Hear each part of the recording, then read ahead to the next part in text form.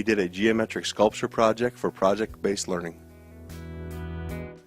The geometric sculpture began 3 or 4 years ago with the idea that first and foremost the students were doing a project already in art class and the students were doing a different project in math class, and the decision was made, why not put the project together and have the students do one project that integrates the curriculum. 8th grade math students were struggling conceptually with three-dimensional geometry, so we decided to make it a hands-on project.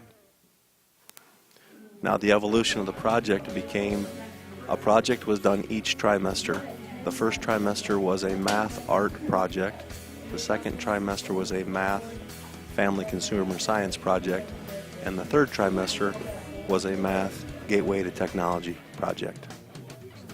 So students then in art class get to design models and create, using the knowledge that they've learned in Jerrod's class, get to create models out of the geometric background, the algebra background.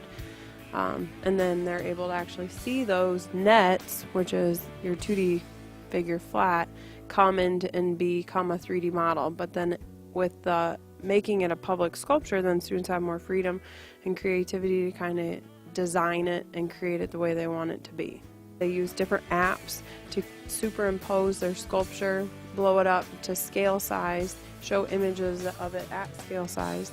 And then to make it real world, we brought in community experts to do a final judging. After Jerrod and I watched the presentations, and we narrowed it down to a top 9.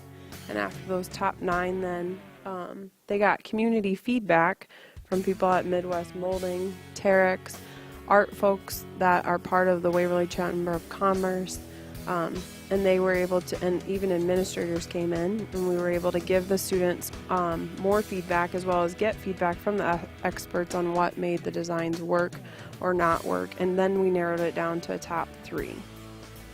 In mathematics, the critical content was 2-dimensional and 3-dimensional geometry. The students were given permission to approximate the amount of materials, the surface area it was going to take to build, and they were supposed to also approximate the space, which is the volume that these solids would take up once the final sculpture was made. During the third trimester, the third phase of the project, students took on the challenge of taking all the criterion constraints established in the first 2 phases to actually make the 3D model on the computers using Autodesk Inventor.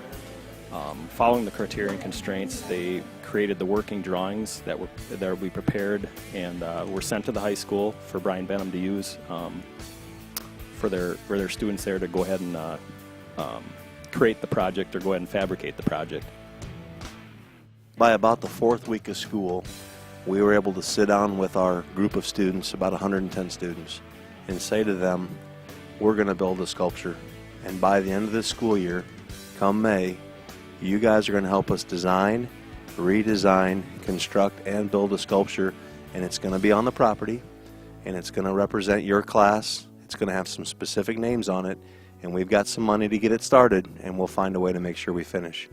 And we made that promise to kids, and it's really going to happen.